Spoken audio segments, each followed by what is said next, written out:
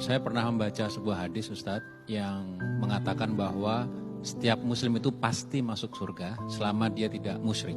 Baik. Pertanyaan saya, kalaupun seorang muslim ini ibadahnya biasa-biasa saja, itu masuk surga dan pintu yang mana, Ustadz? Terima kasih. Apakah setiap muslim itu berpeluang masuk surga? Betul.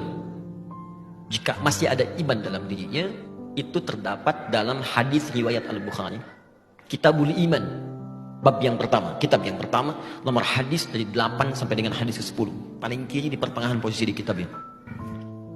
Jadi di Kitabul Iman ada 57 hadis. Di antara babnya menyampaikan, perhatikan kalimatnya. Setiap orang beriman itu akan masuk surga sepanjang ada kadar iman dalam dirinya.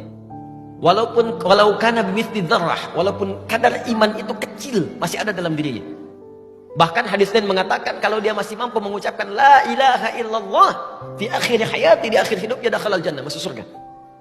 Nah, hadis terusannya saya katakan tadi sampai hadis nomor 10, hadis terusannya kalaupun dia bermaksiat selama hidupnya, maka kemudian maksiat dengan dosa itu akan ditimbang. Detailnya bisa dilihat di hadis Muslim nomor hadis 5611, riwayat sahabat Abu Hurairah radhiyallahu taala anhu. Jadi kurang lebih demikian. Muslim ini beriman, kemudian dia beramal soleh, contohnya sholat, dia puasa, dan seterusnya. Dia juga beramal salah. Maaf, dia gibah, dia senang mencela, dia berselisih, dan seterusnya. Maka pahala amal soleh ini akan ditutupkan kepada amal salah. Ada orang sholat, setelah sholat mencela orang lain, maka pahala sholatnya diberikan kepada yang dicela otomatis. Kalau sedang dicela nggak usah marah, itu transfer pahala otomatis.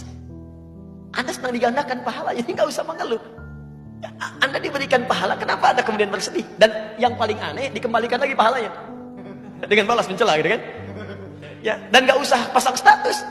Dicela orang pasang status, tuh aku sedang dapat pahala, dia dapat dosa, nggak usah balik tuh. Nah, yang jadi masalah kemudian ada orang yang pahalanya banyak tapi hancur oleh amal salahnya.